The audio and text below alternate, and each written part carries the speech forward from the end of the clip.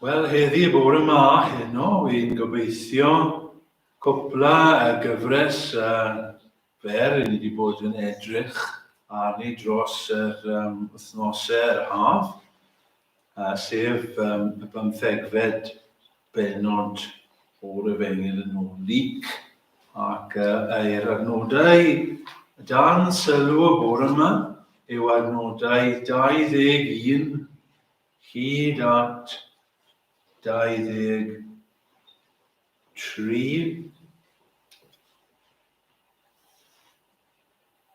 neu 24 ac meddai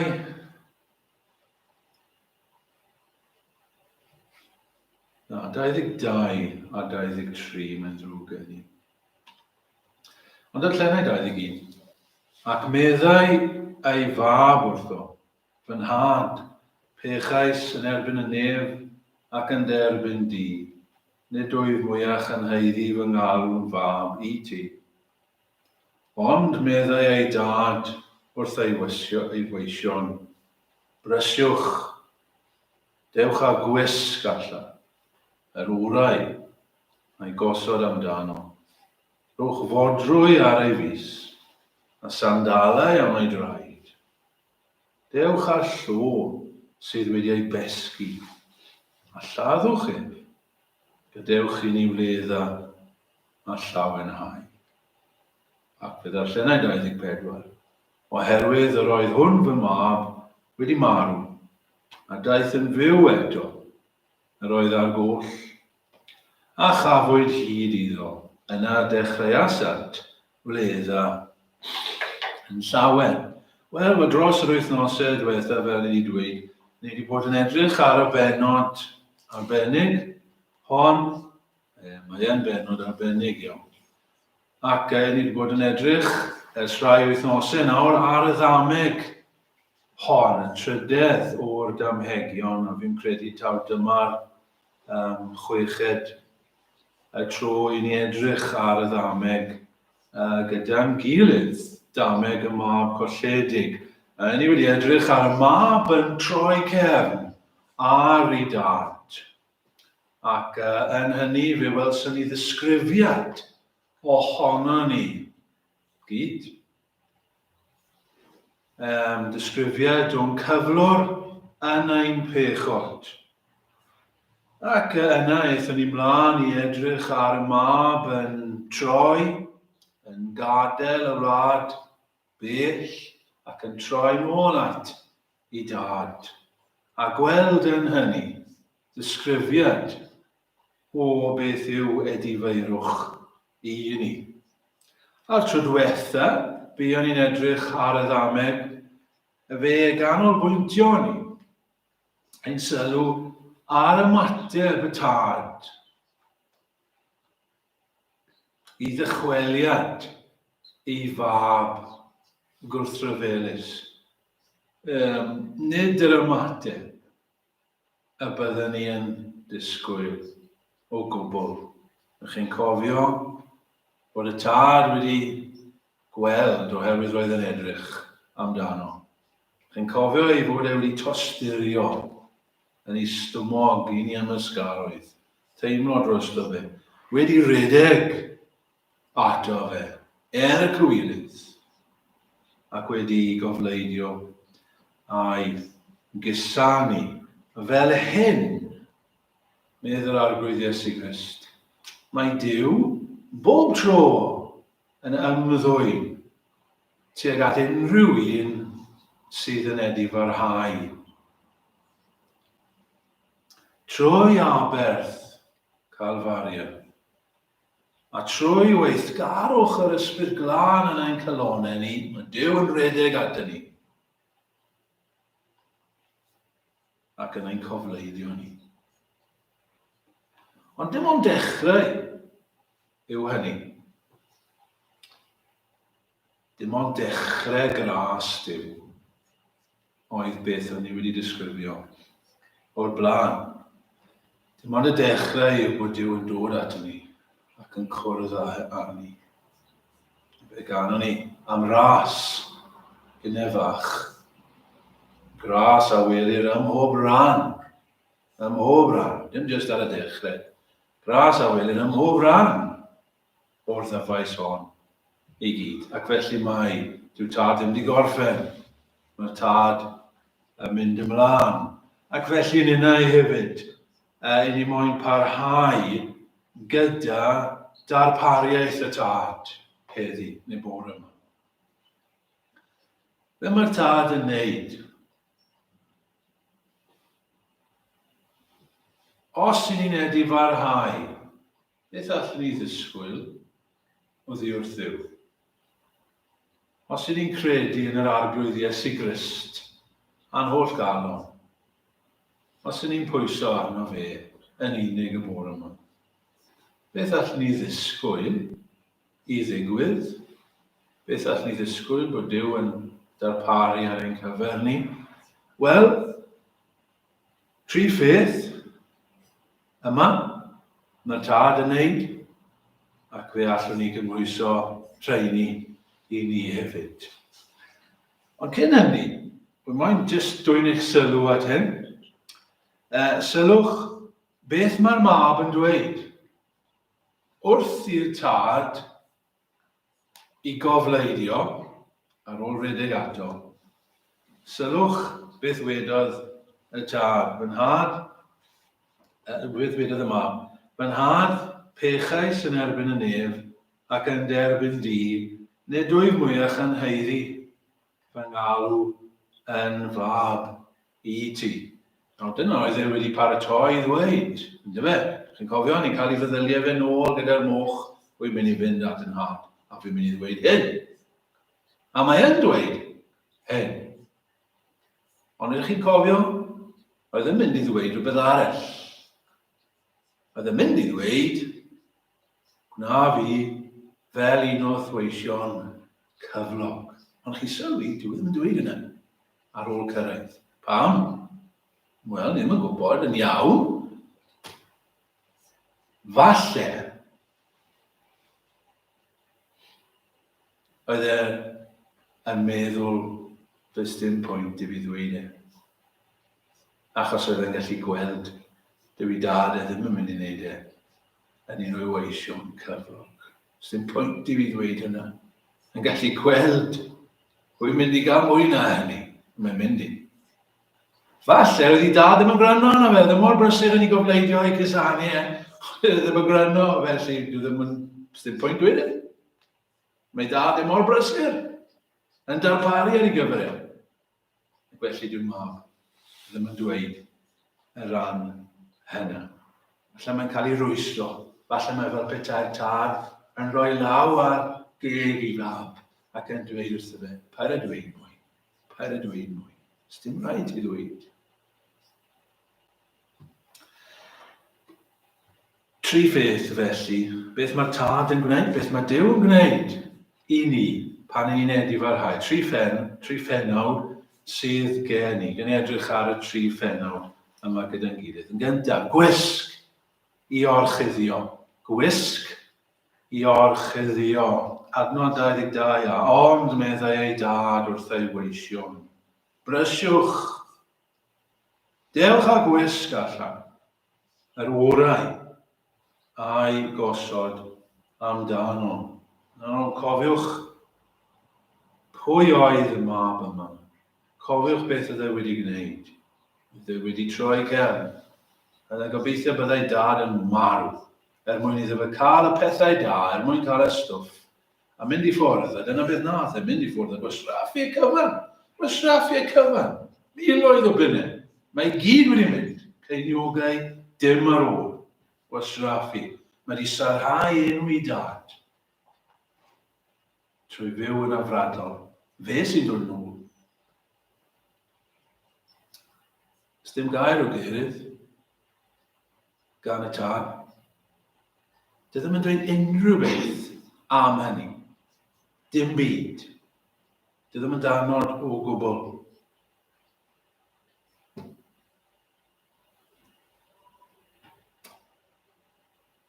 Yn hytrach, mae'n galw am wisg yn dweud. Mae'r peth cyntaf. Gweision, dewch ar wisg yma. Dewch ar gwisg I wisgo amdano. Siwt olwgodd ar y mab? Wel, ni'n gwybod dim byd ar ôl y fe, fel ni wedi dweud, ac oedd wedi bod mewn eisiau, medd yr arglwydd, ac roedd yna newid wedi bod. Felly mae'n siŵr o fod roedd yna olwg eitha gwael arno fe. Yn llythrenol, gorfforol, edrych yn llwm, edrych yn dlawd, edrych yn frwnt, ar ôl bod gyda moch mas yn y caeau. Beth yw arwydd y cad? Galw am y wisg yma. Wel, mae'n eitha amlwg y dydy mwyn cuddio i ymddangosiad e.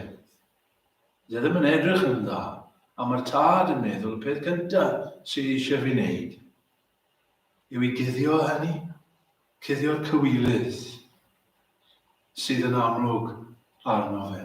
Ac felly, dewch ar wisg i guddio hyn i gyd. Fel bod yn edrych yn well yn syth. Ymddangosiad yn syth yn well i bobl i edrych arno fe. Mae mwy yna, dos e, oherwydd y wisg orau, mae'n dweud. Hynny yw wisg o anrydedd. Ni'n goffi bod yn ofalus, fel ni wedi dweud o blaen gyda damhegion, ni ddim ond ysbrydaleiddio, fyna'r gair, ysbrydaleiddio, spiritualising, popeth, chybod chi'n troi pob manylid mewn i ryw wirionedd. Ond yn meddwl bod yn iawn i ni fan hyn. Oherwydd mae'n ysgrythurol i ni. Mae trwy'r Beibl. Roedd Mr Bailey yn sôn am hyn wythnos diwethaf, fi'n gwybod bod fi'n cyffwrdd ar yr un peth, ond does dim ots am hynny.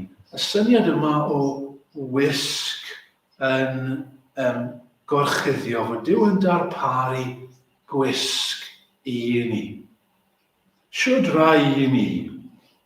Wel, rai carpiog i ni, rai newynog, rai llwm, rai brwnt, rai abrywiau i ni, rai achleisiau i ni, yn dyfyn. Pethau gyda ni, am y cywilydd gyda ni, ohonyn nhw. Mae olion bod gyda'r moch yn ein bywydau ni hefyd. Dyn ni ddim yn edrych yn dda. Beth bynnag ni'n meddwl, o flaen Duw, dyn ni ddim yn edrych yn dda. A be mae Duw yn gwneud? Gyda. Pan ni'n edifarhau. Wel, mae'n darparu gwisg ar ein cyfer ni. Meddwl am y brenin newydd, meddwl am Charles. Falle bod rai yn chi'n cofio, ond mae rai yn rhy ifanc. Nôl yn 69, roedd yna seremoni yng Nghaernarfon i gyhoeddi yn dywysog Cymru. Ac o'n nhw'n galw hwnna yr arwisgo, investiture. Falle chi wedi gweld y fideo ohono fe'n Castell Caernarfon. Ac cyhoeddi jyst seremoni, oedd rhyw fath o pageant yn dyfe. Ond investiture, yn dod o'r Lladin vestis, sydd yn golygu gwisg, rôb. A dyna beth ddigwyddodd, mwyn dangos bod e'n dod yn dywysog Cymru. Roedd y frenhines yn rhoi y wisg frenhinol yma. Chi'n gwybod, mae'n gyda'r gwyn lan fan hyn yn smotiau di, edrych yn frenhinol o flaen pawb. Rhoi gwisg amdano fe. I ddangos i awdurdod newydd. Duw, mae hwn yn fel fi'n dweud trwy'r Beibl. Chi'n cofio yn yr ardd? Addag Efan cwympo. Be wnaethon nhw? Cuddio. Pam? Cywilydd. Beth wnaethon nhw? Trio, gwau, neu gwynio ffadogau o ddair. mwyn cuddio un oes ni. Pathetic, ond dyna fel i ni meddwl i ni'n gallu just cuddio gyda rhyw ddair. Be nath Duw? Wel, ar ôl dod a chyhoeddi'r efengyl, iddyn nhw yn yr ardd. Peth cyntaf mae'n neud, mae'n darparu dillad, iddyn nhw cuddio nhw oddi wrth eu cywilydd. Nes ymlaen yn y Beibl, hefyd ni'n cael gofio'r hanes yn Zecharia am yr archoffeiriad yn sefyll, Joshua. Mae'n frwnt, mae Satan yn ei gyhuddo fe, ond mae angel yn dod ac yn ei wisgo fe, gyda'r wisg prydferth. Bydd ar llenys i Oseia, y geiriau yma, llawen a chais, llawen a chaf yn yr arglwydd, o ble gyda fe am wisgodd a gwisgoedd iachawdwriaeth. Na fe eto, mae Duw yn darparu gwisg i ni. Chi'n cofio'r arglwydd Iesu Grist, mae'n dameg arall yn sôn am y wledd, a mae brenin yn dod i'r wledd, a mae'n dweud, ti, lle mae dy wisg di? Ti ddim yn y gwisg cywir. Ac wedyn yn datgyddiad, i ni'n cael bod yna ddydd yn mynd i ddod, dydd ar atgyfodiad, ac fe fydd yna bobl yn codi, a fe fydden nhw mewn gynnau. Sut gynnau? Gynnau gwynion. Pob un ohonyn nhw. Yr un gwn wedi gwisgo yn y gynnau gwynion, a mae wedi canu amdano fe nawr yn y cyfiawnder ddisglair a wnaed gan addar ail. Beth yw hwn? Ond beth ni'n siarad? Dyma'r darlun, gwisg. Ond beth yw e? Beth mae'n meddwl? Wel, mae'n meddwl hyn. Mae'n athrawiaeth. Un o'r athrawiaethau pwysicaf yn y Beibl i ni. Sef yr athrawiaeth o gyfiawnhad. Be mae hwnna'n meddwl i chi'n dweud? Wel, y cwestiwn mawr yw, sut i ni'n gallu sefyll gerbron Duw? Sut ydw i yn gallu cael fy nerbyn gan Dduw sydd yn sanctaidd ac yn gyfiawn? Ydw i wedi methu? Dydw i ddim wedi cadw'r gorchmynion? Sut ydw i sydd yn bechadur yn gallu cael fy nerbyn gan Dduw? Beth sy'n rhaid i fi wneud? Roedd dim gobaith i'r mab yma. Oedd y mab yn sylwi hynny. Dyna pam oedd e'n paratoi i araith ei ddweud, na fi fel gwas, cyflog. Dyma'r unig siawns sydd fi i fi wneud rhywbeth a gweithio fy hun lan fel gwas. Ac i ni gyd yn meddwl hynny. Yr unig siawns sydd gyda fi os fi'n mynd i cael yn erbyn yw bod fi'n goffa gweithio fel gwas a wneud pethau, a falle wedyn ennill rhyw fath o eiddiant ger bron Duw. A mae'n rai bobl yn dysgu hynny, mae'r eglwys babyddol yn dysgu hynny. O hyd, chi ddim yn gallu cyrraedd rhyw pwynt lle mae Duw yn eich derbyn, chi jyst yn gobeithio bod chi'n neud digon. A wedyn falle byddwch chi'n cyrraedd rhyw lefel, ond bydd hwnna ddim yn ddigon i gael chi mynd mewn nefoedd, bydd rhaid chi gael rhywbeth special arall. Na, meddwl Beibl. Chi'n gallu cael eich gwisgo a chyfiawnder rhywun arall. Mae Duw yn dod ac mae'n dweud, disgwyl, fi'n mynd i roi perffeithrwydd i ti, sydd ddim wedi dod oddi wrth y ti. Mae wedi dod oddi wrth fy mab. Ac felly mae pob Cristion yn gwisgo perffeithrwydd Iesu Grist. Mae Duw yn gweld ni fel mae'n gweld i fab. Sut mae'n gweld i fab? Mae'n hapus yn ei fab, yn diwedd. Yn diwedd? Yn diwedd hapus yn ei fab. Ydy fab wedi byw'n berffaith? Pob ffordd. Pob ffordd. Pan mae Duw yn edrych ar ei fab, hwn yw fy mab. Yn yr hwn yn fodlonwyd. Does dim byd, does dim nam arno fe. Fi'n prawd o fy mab. A mae pob Cristion Pob un sy'n wedi barhau yn cael hwnna. Mae Duw yn edrych arno ni yn y cyfiawnder yna.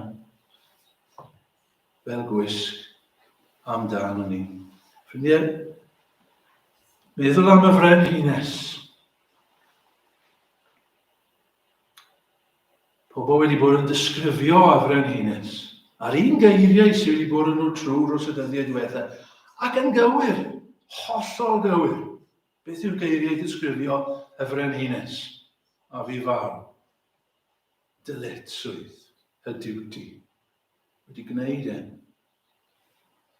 Hun yn aberth, self-sacrifice, gwasanaeth, service. Fe nath am 70 o flynyddoedd. A dydw i ddim yn mynd i israddio hwnna mewn unrhyw ffordd, neu bychanu hwnna mewn unrhyw ffordd o gwbl. Ond chi'n gwybod, ffrindiau, os yw frenhines Elizabeth yr Ail yn y nefoedd y bore yma, a fi'n gobeithio ei bod hi, ac fwy na hynny yn tybio o'n dawel i bod hi, ond os yw hi y bore yma yn y nefoedd, dydy ddim yna, oherwydd un o'r pethau hynny. Oherwydd dydy pethau hynny ddim yn ddigon i'r un ohono ni. Mae yna oherwydd i wedi cael ei gwisgo a chyfiawnder Iesu Grist. Fel roddodd hi y wisg yna ar ei mab hi yng Nghaernarfon. Rydyn ni'n gobeithio fod yr arglwydd wedi rhoi arni hi gyfiawnder Iesu Grist. Dyna'r unig obaith i fi. Dyna'r unig obaith i chi. Nid ein gweithredoedd ni. Nid ein hunan aberth ni. Nid ein edifeirwch ni, nid ein ffydd ni. Nid dim yno ni. Ond bod ni'n derbyn hyn i ni. Sut mae Williams yn dweud e? Mae'n dweud yn fel hyn. Fe brynodd i mi eiraid wisg. Eiraid? Golden. Yn just unrhyw wisg. Mae'n air. Fe brynodd i ni eiraid wisg. Trwy ddioddef marwol glwy yn y gost. A'i angaif a guddiau'n warth i dragwyddoldeb mwy. Dyna'r unig beth sy'n gallu cuddio ni angau marwolaeth Iesu Grist. Ond i'n meddwl bore yma am ryw darn o emyn arall. Chi'n cael hwn weithiau, chi'n cael ryw linell yn eich pen, neu jyst cwbl o eiriau falle, a chi'n meddwl, pa emyn yw hwnna? Pa emyn yw hwnna?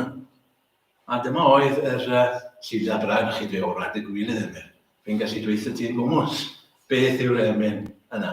Y geiriau, neu'r ymadrodd yn fy mhen oedd am hawl i'r nef.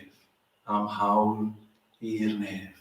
Am hawl i'r nef. Chi'n gallu meddwl am yr emyn sydd gyda cymal yna yna fe? Am hawl i'r nef. Dyna madrodd rhyfedd yna fe. Am hawl i'r nef. Oes dim hawl gyda fi'r nef. Meddwl emynydd. A dyma'n hawl i'r nef. Mae reit. Reit. Mae gen i reit i'r nefoedd. Oes. Oes, oes. Mae rhin a grym yn waed y groes i lwyr lanhau oll feiau foes. Ei ddwyfol oes, a'i ddyfal ef, mewn gweddi drosof at y tad. Yw fy ryddhad, am hawl i'r nef. Dyna ni. Iesu Grist, ffrindiau, yw'r unig hawl i ni i fynd i'r nefoedd. Yr unig wisg, yr unig un allan cyfiawnhau ni. Dewch i ni fynd ymlaen yn gloi yr ail bennawd, byddai'n fwy cyflym ar y pennau nesaf. Modroi i mab ac esgidiau i'r etifedd Modrwy i'r mab ac esgidiau i'r etifedd, adnod 21. 22, sorry, rwch fodrwy ar ei fus a sandalau am ei drad. So peth cyntaf, rwch y wisg amdano fe, cyddio fe, fel bod yn edrych y part. Yn ail, modrwy ar ei fus, sgidiau am ei drad. Fel y wisg, mae'r fodrwy ar y sgidiau yn ardd y cael iawn. Un ni, modrwy, chi falle gwybod, oedd yn cario'r sêl yn dyfe. Sêl dyn, y meistr. A fydde unrhyw un felly oedd yn cael modrwy, weithio bys chi'n gallu rhoi'r fodrwy i rywun arall. I'ch mab, neu i was o'ch chi'n anrhydeddu neu rhywbeth. Unrhyw un wedyn bydde'n cael y fodrwy, bydde nhw mewn sefyllfa awdurdod, sefyllfa o awdurdod, yn cynrychioli y meistr. Ac esgidiau neu sandalau, wel, dim gweision. Oedd y gweision ddim yn gwisgo sandalau. Dim ond meibion oedd yn cael gwisgo sandalau. Etifeddio byddai'n cael y pethau hyn. Os ydych chi'n etifedd, yn wedig etifedd i dir, byddwch chi'n cael sandalau. Arwydd o berchnogaeth ac awdurdod. Yn glir fan hyn. Yn ôl fel mab. Dy ddim yn unig yn was. Dyna pam wedys i ar dechrau. Mae bod y mab yn sylwi. Yn pwynt i fi ddweud, na fi fel was. Mae'n cael dod yn fab eto fel petai, yn etifedd. Nid rhywbeth dros dro. Chi'n gweld, oedd y bachgen gyfalle yn mynd i feddwl, o wel, dyma sut mae fy nhad yn delio fi heddi. Ie, mae'n falch i weld fi heddi. Ond beth am fori? Beth am wythnos nesaf? Beth am pan mae pethau'n dechrau setlo? Beth am pan mae bobl yn dechrau siarad? Beth sy'n mynd i ddigwydd i fi wedyn? Na. Mae'r tad yn darparu i'r gyfer dyfodol. Mae e'n diogelu sefyllfa y mab yma. Tiw y tifedd. Tiw fy mab. Pan yn ni'n edifarhau, ffrindiau, pan yn ni'n ymostwng, pan yn ni'n troi at Dduw ar arglwydd Iesu Grist mewn ffydd, mae Dduw yn ein cymryd ni i'w deulu. Dyna'r gwirionedd. Mae Dduw yn ein cymryd ni i'w deulu e. Mae e'n rhoi'r hawl i ni. Dyna'r gair mae o'r yn defnyddio, ynddo fe? Pwy bynnag sydd yn credu, i chi'n cael yr hawl i ddod yn blant i Dduw. A chi'n gwybod, ffrindiau, i ni dweud gyda pharch, os rhywbeth, mae hwn yn fwy o fraint na cael eich cyfiawnhau. Mae hwn yn rhyfeddol bod ni'n cael ein cyfiawnhau gyda Dduw. Bod Dduw yn edrych arno ni fel mae'n edrych ar ei fab. Ond mae hwn yn fwy. Mae Dduw yn ein cymryd i'w deulu hun hefyd. Mae Dduw yn dweud tiw fy mab i nhw. Tiw fy merch i nhw. Ti'n rhan o'r deulu. Doedd yna ddim gyda ni o'r blaen, yn wahanol i'r stori, roedd e'n fab o'r blaen. Ond doedd ni byth yn feibion.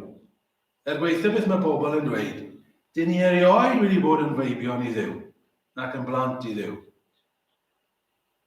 Ond os dyn ni'n edifarhau, rydyn ni'n cael yr hawl i ddod yn feibion ac yn ferched i Dduw. Dyma beth mae Ioan yn dweud. Gwelwch pa fath gariad a roes y tad arno ni fel yn gelwyd yn blant i Dduw. Yn awr, medd Ioan mewn lle arall.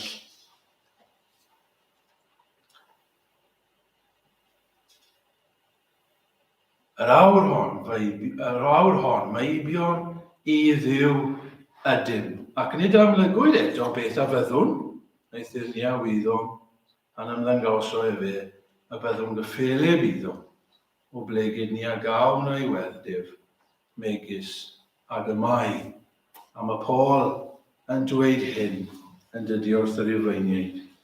Mae'r ysbryd hwn yn cyd-ystyleithiau'n hysbryd ni ein bod ni yn blant i Dduw. Ac os plant, etifeddion hefyd, sef etifeddion i Dduw. A chyd etifeddion a Christ, os ydym yn cyd-dioddef gydag ef, fel yn cyd-gogonedder gydag ef. Os ni'n edifarhau, nid yn unig mae Duw yn ein gwisgo ni a chyfiawnder. Mae'n ein cymryd ni i fod yn feibion ac yn ferched, rhan o'r teulu. Mae yna fodrwy ar eich bys, mae yna sandalau ar eich trad. Cofiwch hynny'n ystod yr wythnos. Mae yna fodrwy ar y mis, mae yna sandalau am yn rhad. Un o fy hoff emynau, gan David Jones.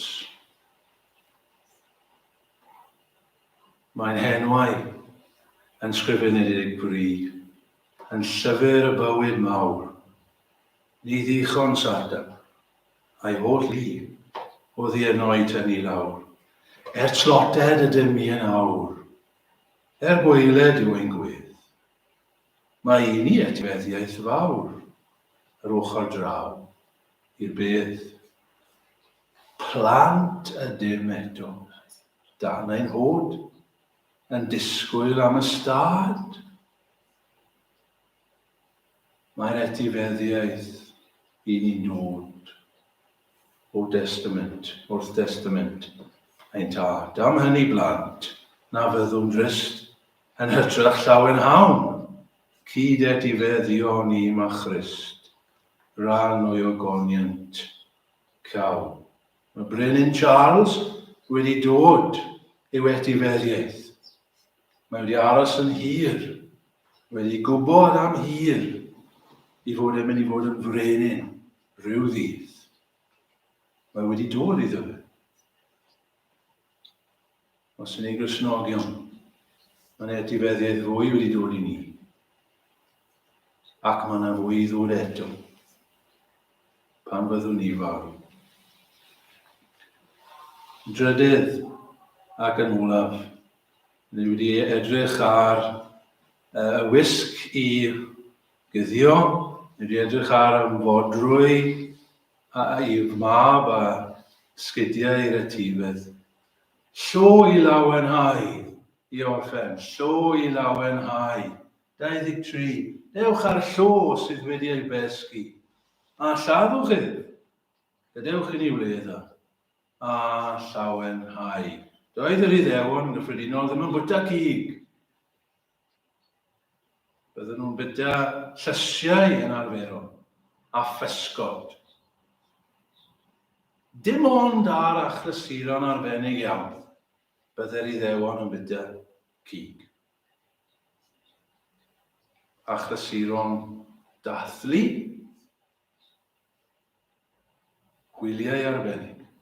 A dyna'r pwynt, dyna'r pwynt fan hyn. Mae hwn yn reswm i ddathlu. Y llo pasgedig, lladdwch ef.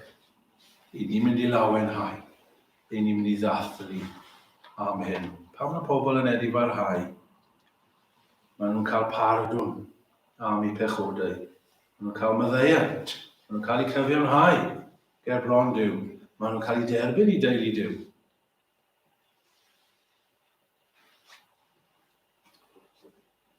Mae hwn yn dod â llawenydd i Dduw. Sylwch eto, pwy sydd yn llawenhau? Pwy sydd dathlu? Y tad. Meddi Iesu. Fe oedd yn llawen. Fe oedd moyn dathlu. Mae'n siŵr bod y mab yn hapus. Ynddo fe? Oedd y mab yn llawenhau, ond nid yn sylw meddi Iesu. Y tad sydd yn llawenhau. Y tad sydd moyn dathlu. Mae'n rhyfeddol. Mae'n rhyfeddol, ffrindiau. Be sydd yn achosi llawenydd i Dduw? Nid pan ni'n gwneud bethau mawr. Ni ddim yn gallu gwneud bethau mawr. Nid pan ni'n rhoi oes o wasanaeth. Pan ni'n edfarhau. Pan ni'n dweud sori wrth Dduw. Mae'n flin gen i am hyn. Pan ni'n dweud, dwi ddim yn heiddi dim byd wrth ti. Gwna fi fel gwas. Gwas anfuddiol ydw i arglwydd. Torri wnes fadd i nedau. Gant o weithiau, maith ei ri. Pechadur aflan yw fe nhw, o barau penna'n fyw. Ystrian o ddyn ydw i fi. Pan ni'n dweud y pethau hynny, mae Duw yn llawenhau. Yn rhyfeddol. Ac felly, ffrindiau, i orffen, os yw Duw fel hyn, yn ein gwisgo ni a chyfiawnder Iesu Grist. Os yw yn rhoi modrwy ar ein bys ni, derbyn i'w deiliau, ac yn llawenhau pan ni'n edfarhau, wel, o'n i ddylen ni. O'n i ddylen ni ymostwm. O'n i ddylen ni edfarhau a throi at Duw. P'nai mae tro cyntaf i ni, neu y canfed tro i ni gwneud hynny. Amen.